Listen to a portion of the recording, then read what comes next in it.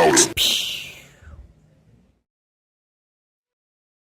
Yo, what's up guys, and welcome back to my YouTube channel. So this video is just a random thought lang to. Sa mga panahon na to, mostly ako lang talaga halos mag-isa. Pero we're still doing our own thing, you know. Trabaho pa rin sayaw, tapos turo sa mga estudyante ng sayaw.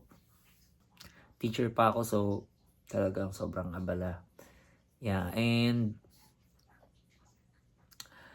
kinuha ko rin tong video na to kasi gusto ko lang din ipaalam sa lahat na okay pa rin tayo.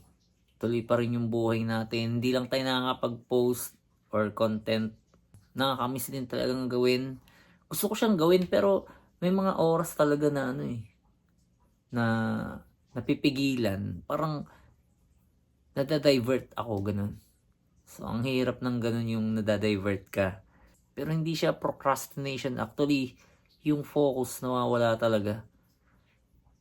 Tapos, syempre, pag magko-content ka, isipin mo pa, i-edit mo pa, di ba?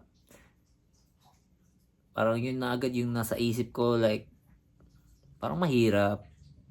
Di ko pa nasisimula, nahihirapan na ako. Kaya nangyayari, hindi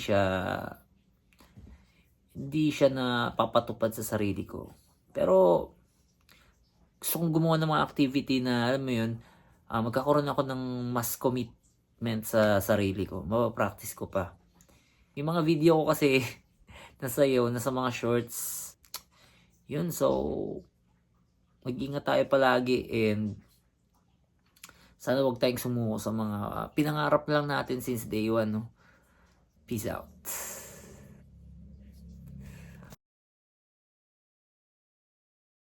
Phew!